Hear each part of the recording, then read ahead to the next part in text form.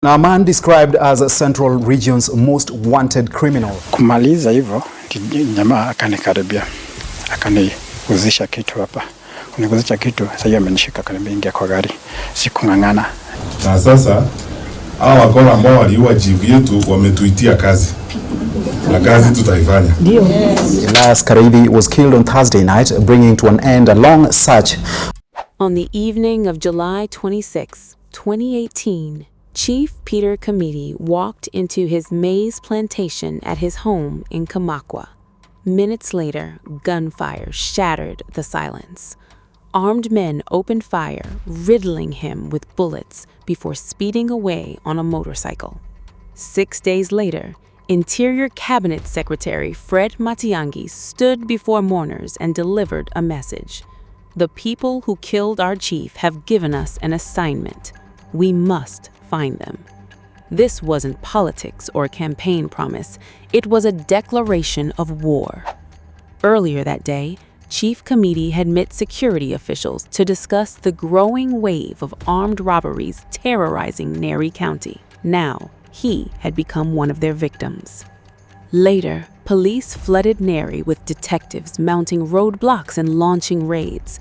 But instead of being on the run, the killers were planning their next robbery. On August 21st, less than a month after the murder, the same gang surfaced again. This time, they targeted the home of then Nyeri County Assembly Speaker John Kagushia, intending to finish him too. So, who were these criminals who could assassinate a government chief, ignore an entire police manhunt, and still have the confidence to target one of the county's most prominent political leaders? The answer leads to a young man from Kamakwa, a robber whose name would become one of the most feared in Nyeri. His name was Elias Karithi, better known as Sniper. Welcome. This is Dark Hour Docs. Elias was born in 1990 in Kamakwa, a quiet village on the Tetu outskirts of Nyeri town. Growing up, he was surrounded by stories of infamous criminals who had once terrorized central Kenya. These men were spoken about with fear, fascination, and a legendary status, but Elias still looked up to them. As he grew older, the quiet village began to feel too small for his ambitions he was developing. So after leaving school, he moved into Nyeri town and rented a small house in Majengo slums, a neighborhood that had long been associated with criminals. There, he survived through petty crime, stealing whatever opportunities came his way while staying beneath the police radar. For a while, that life was enough. But around 2015, everything changed. Elias met a seasoned robber named Paul Thuita, a man who promised him something far more rewarding than small-time theft. Paul introduced Elias to an organized gang that specialized in violent robberies and invited him for a robbery at Malewa Bush Ventures in Gilgil. But there was just one problem, as this would be his first armed robbery. Sensing his hesitation, Paul assured him that the operation was solid. To convince him, he told him that another man from their hometown was part of the plan. This was a Kikuyu gospel musician, Samuel, better known as Sammy Boy. That reassurance was enough, and Elias agreed. On the night of August 6, 2015, the gang struck. Their target was Christine Mary Campbell, a British investor and director of Malewa Bush Ventures in Gilgil. Armed with an AK-47 rifle and machetes, they stormed the house shortly after 8 p.m. Inside were Christine, her husband, her mother, 2 visiting friends, and 3 workers. The gang tied them up before spending hours searching every room for valuables. They took mobile phones, tablets, laptops, jewelry, electronics, and cash in different currencies, all while openly taunting the terrified victims that they were Al-Shabaab. For 6 hours, they took everything, never bothering to hide their faces, and loaded the stolen property into Christine's Prado. They also forced all 8 victims into the boot of her husband's vehicle before driving away and shattering the tires of the vehicle carrying them before escaping to Nairobi with the stolen property. However, despite the robbery being meticulously planned, the escape was not. Because just 2 days later, detectives traced some of the stolen property to Kino, where it had been hidden inside a blue van hired by Sammy Boy.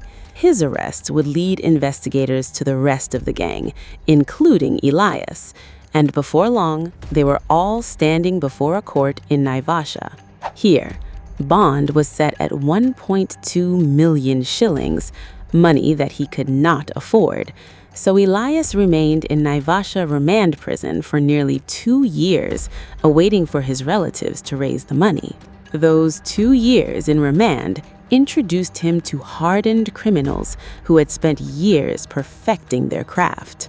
Instead of leaving prison discouraged, Elias listened, learned, and built close relationships. By the time he secured his release in early 2017, he wasn't returning to Nyeri as a failed robber, but a man who believed had acquired new skills and a completely different mindset. On June 16, 2017, just after returning to Majengo slums, Sniper struck again. Together with an accomplice, they robbed an M-Pesa shop at Mudavadi Market in Nyeri town. But as the two escaped toward Majengo slums, which borders the market, police caught up with them. His accomplice was shot dead during the chase, but Elias escaped. And for the second time in his criminal career, luck had been on his side. But more importantly, the police still didn't know who he was. And now Elias understood one important lesson. Nyeri town had become too risky, and every robbery increased the chances of him being recognized. So he decided to change his strategy before his luck completely ran out. Instead of operating in the town, Sniper shifted his activities back to his home area of Kamakwa, a place he knew better than anyone. Back at Majengo, he quietly assembled his own gang and brought together criminals who would stage robberies across Nyeri's outskirts. Much of what he was putting into practice had been learned during his time in remand. By 2018, Kamakwa had become the center of the gang's operations, and armed robberies became increasingly frequent. The group targeted unsuspecting residents and then disappeared into the surrounding villages. This meant that fear spread quickly in the region, but arrests remained rare. Many local residents also questioned why the gang always seemed to be one step ahead of the police. Then, on February 20th, 2018, everything changed. Frustrated by the growing insecurity, residents cornered 2 members of the gang while they attempted to rob a woman at around 5 o'clock in the morning in Kamuyu. The 2 robbers were lynched on the spot, and Elias escaped yet again. And this time, one thing stood out. Police investigations had begun pointing toward Kamakwa, with detectives becoming increasingly convinced that one man had been recruiting criminals and bringing them into the area. However, the law had not yet caught up with him. The deaths of Sniper's accomplices also changed him. Rather than disappearing into hiding, he decided to arm himself. He acquired an AK-47, a weapon that would soon become synonymous with his gang, and just 2 weeks later, he would strike back. Seeking revenge for the deaths of his associates, Elias tracked down 2 civilians believed to have taken part in the lynching and shot them dead. To him, this was a message clearly sent. Anyone who stood against him would pay with their life. And after these retaliatory killings, the gang shifted its focus toward carjacking, believing they carried less risk than house robberies. Throughout April, vehicles were stolen across Nyeri, leaving motorists terrified and frustrated. On April 28th, one victim shared his ordeal publicly on Facebook, drawing widespread attention to the growing insecurity.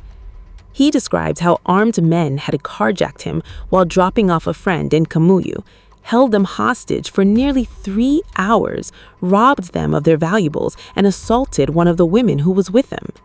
He also said that the same gang had been terrorizing residents for weeks and accused the police of doing little to stop them. Residents openly echoed these frustrations and began questioning whether rogue officers were working together with the gang. And by May 1st, 2018, due to intensifying public pressure, 3 rogue police officers were transferred amid the growing controversy. But even that would fail to slow Sniper down. On July 3rd, 2018, in broad daylight, he and his gang rode to the AIPCA church offices in Nyeri.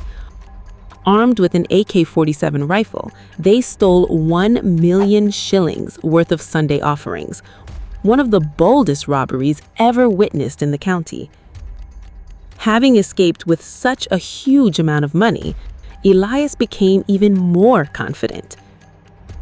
Just 3 days later, on July 6th, the gang targeted businessman Simon at his Golden Classic butchery, hoping to steal the day's earnings. Unfortunately, the robbery did not go as planned, and Simon was shot dead. This murder would mark a turning point, as detectives would intensify their hunt, determined to dismantle the gang that had held Nyeri hostage through fear. As they pieced evidence and intelligence reports together, one detail kept emerging. Their operations were pinned down to Kamakwa, and identifying them would require the intervention of then local chief Peter Kamdi.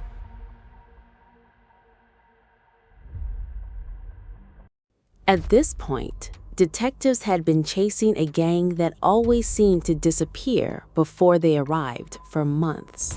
But now, the killing of Simon brought them closer to Sniper, as they intended to involve the local chief in his knowledge of Kamakwa. But this would become the last decision he ever made in his life. On July 26, 2018, Chief Kamdi spent part of the day meeting security officials as investigations gathered momentum. Later that evening, at around 6 p.m., he walked into his maize plantation at his home in Kamakwa to observe its progress. He never came out. 2 gunmen, armed with 2 AK-47 rifles, ambushed him and opened fire, shooting him 10 times before escaping on a motorcycle. The message was clear. Anyone who was helping the police had become a target. The murder sent shockwaves across Nyeri and transformed what had been a series of armed robberies into one of the county's biggest security crises. Less than a week later, on August 1st, Interior Cabinet Secretary Fred Matiang'i, accompanied by Inspector General Joseph Boynet, traveled to Kamakwa to condole with the chief's family. Standing before mourners, he vowed that those responsible would be found and brought to justice. Na sasa hawa wakora ambao waliua chief yetu wametuitia kazi. Na kazi tutaifanya. The hunt for Sniper and his gang had now become a national priority. 2 days later, on August 3rd, detectives launched a major operation in Majengo slums, a hideout long associated with criminals operating in Nyeri. The raid was intended to flush out the gang once and for all. However, only one suspect was killed, with Sniper escaping yet again. Despite the growing police pressure, he showed no signs of slowing down. On August 21st, less than a month after the chief's murder, Sniper and his gang resurfaced. This time, they targeted the home of the County Assembly Speaker, John Kagusha. Unknown to the gang, John and his family had traveled to Nairobi the previous day for a scheduled Inoru TV interview. Their 2 a.m. home invasion had failed, as they only found an empty house and a few security guards. The thugs are said to have broken into Kagusha's home at 2 a.m. and harassed the security guards. Kagusha and his family were not at home. Nikapata wengine wawili kwa gari. Ndio wakaniuliza speaker wa Nyeri anaitwa nani? Nikamwambia mimi simjui speaker, sababu hapa ni kwa bishop. Ananiambia hapa ni kwa bishop, leta namba yake ya simu. Nilikuwa na simu. Kwenda kutoa simu ya nyingine, jamaa mwingine akaniambia wacha toa hizi manguo. Nikatoa nguo, wakanipola, akatoa simu. Simu yangu ilikuwa off. Kwa gari kulikuwa na shanja, ndio wakaconnect hiyo shanja. Wakaconnect simu yangu kwa shanja. Wakaswisha na kanitisha pin, nikawapea. Kuwapea akascroll, akapata namba ya bishop. I was very sure namba ya bishop wangu huwezi mpata hivi especially usiku. So walipompigia ilikuwa mteja. Akaniambia kwa mteja, akaniuliza mara ya pili, hujui jina la speaker nani? Akaniambia sijui. Sasa hapo ndipo vita ilianzia. Ndio walianza kunigonga. It was another reminder that despite an intensive police operation, the gang still had the confidence to strike wherever they wanted. And after this failed operation, Sniper ordered his men to disappear. 3 members of the gang sought refuge in Kanyagia near Muega, where they posed as ordinary farm workers while waiting for the manhunt to cool down. On September 5th, 2018, suspicious residents alerted police, leading to a confrontation in which all 3 were killed. Detectives would later recover an AK-47 rifle loaded with 9 rounds of ammunition. This was the same weapon used in the murder of Chief Peter Kamdi. For the first time, police had recovered physical evidence linking the gang to the assassination. Suspected gangsters were this morning shot dead by police in Kanyagia area of Nyeri County. An AK-47 rifle believed to have been used in the murder of Kamakwa location Chief Peter Kamdi in July this year was recovered together with 9 rounds of ammunition. But Sniper was nowhere to be found. With the gang beginning to fall apart, detectives shifted their strategy. Instead of chasing Sniper alone, they appealed to other wanted criminals to surrender, cooperate with investigators, and heed pressure. Pressure worked tremendously. On October 22, 2018, 2 members of the gang surrendered to police and agreed to assist with the investigation. This was the breakthrough that the detectives had been waiting for, which would also mean betrayal for Sniper. Determined to silence anyone working with the authorities, he devised a deadly plan.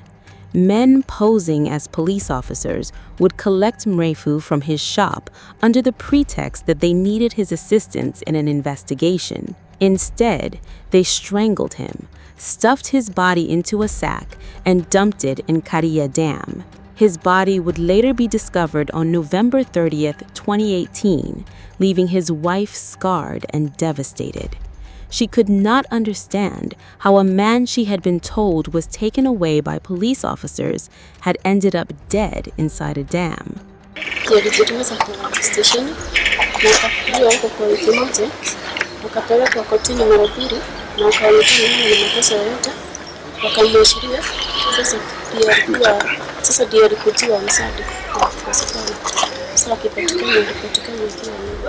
However, the killing carried the same chilling message as the murder of the chief, that anyone who cooperated with the police would not live long enough to testify against Sniper. With the chief's murder having transformed Sniper into the most wanted criminal, the execution of an informant now made the hunt even more personal for cops. Sniper had gone into hiding, and every officer now understood that leaving him on the streets meant more lives would be lost. So on December 1st, 2018, police commanders publicly announced that plans were already underway to capture him. To task. What is the security situation in Nyeri after that particular murder of the chief and the killings of actually suspected robbers? What can you assure the residents of Nyeri in terms of security? I've put in place an operation plan. But with no steady source of income in hiding, Sniper needed money to survive without exposing himself. So instead of carrying out robberies personally, he assembled a team of home invaders who targeted houses belonging to families that had traveled upcountry for the Christmas holidays. The burglaries spread across Nyeri. During the Christmas festivities in Nyeri town, a trend is emerging where robbers are targeting holidays who have traveled, breaking into their houses and stealing. Public pressure mounted once again, and on December 29, 2018, a police constable suspected of working with the criminals was transferred after detectives carried out a massive operation in Majengo slums. Here, they arrested more than 100 suspected criminals, with the crackdown forcing Sniper even deeper underground. Suspected thieves were arrested this morning in Majengo, Nyeri County, and several electronic items, including 2 television sets and CCTV equipment, recovered. And before long, his money would run out again. Determined to replenish his resources, he sent another group to rob Chanya Tavern on January 30th, 2019. This was an entertainment joint along Kingongo Road in Nyeri town. The robbery was successful, but the escape wasn't, as the perpetrators were arrested after spending the night celebrating with drinks stolen from the club. And during interrogation, the gang revealed Sniper's involvement. Realizing Nyeri had become too dangerous, Sniper quietly slipped out of the county and relocated to Juja. And for nearly a month, he kept a low profile while here. Then, on March 12, 2019, detectives received intelligence that a gang was preparing to rob Lexo petrol station in Juja. Police moved in before the robbery could take place, and 5 suspects were shot dead. Sniper escaped once again, but his mobile phone signal was what had helped lead police to the gang. Learning from the close call, Sniper abandoned the phone in Juja before secretly making his way back to Central, hoping detectives would continue searching for him in Juja. It was another swift escape, but his luck was beginning to run out. Fast forward to April 30th, 2019, Sniper and his gang would storm Equity Bank Karatina at around 7 p.m., escaping with approximately 873,000 shillings. The robbers had been armed with AK-47 rifles, and this detail stood out immediately. The police now knew that Sniper had returned, so the manhunt intensified. Police are hot on the trails of robbers who actually yesterday managed to get into Equity Bank branch Karatina, and what we understand from the police is that shortly after 7 p.m. After the armed guards who normally man the premise had left, they were able to come in, master their way in using master keys, and then they were also able to order everybody who was inside to lie on the floor. We are told that they had an AK-47. To avoid detection, Sniper constantly moved between the homes of several girlfriends across the county, rarely sleeping in the same place twice. The strategy made him difficult to trace, but it wasn't foolproof. Occasionally, he switched his new mobile phone on before quickly turning it off, and that was all detectives needed. Because one signal eventually led them to the home of one of his girlfriends in Gangarithi area. Sniper was not there, but the girlfriend was. Faced with the possibility of being charged with harboring a wanted criminal, she agreed to cooperate with investigators. Without Sniper knowing it, detectives had finally placed someone close to him. And for months, she quietly passed information on his whereabouts. During that period, he would briefly return to Juja, where he attacked an ATPU officer and stole his Seska pistol. Unlike the AK-47 he usually carried, the smaller pistol could be concealed more easily, making it ideal for future robberies. Then he returned to Nyeri, and his girlfriend maliciously informed on him to the detectives almost immediately. On October 10, 2019, when Sniper confided in her that he intended to carry out a robbery, he unknowingly signed his own death. She informed the cops that the target was Viceroy Club near Majengo, and on that evening, Sniper approached the club on a motorcycle. He was unaware that detectives had already surrounded the area. The moment he got off the motorcycle, shooting began, and he took cover behind a nearby shop. He refused to surrender, and for nearly 20 minutes, bullets echoed through the area as detectives returned fire from every direction. Outnumbered and running out of ammunition, Sniper attempted to reload his weapon, but he never got the chance. His body was riddled with bullets, bringing the gunfight to an end. And on that night of October 11th, 2019, Elias, better known as Sniper, lay dead at just 29 years old. His reign of terror had come to an end just the same way he had done to others. Gladly, months after killing the chief, Nyeri's most intensive manhunts had come to an end. This has been Dark Hour Docs. Thank you for watching.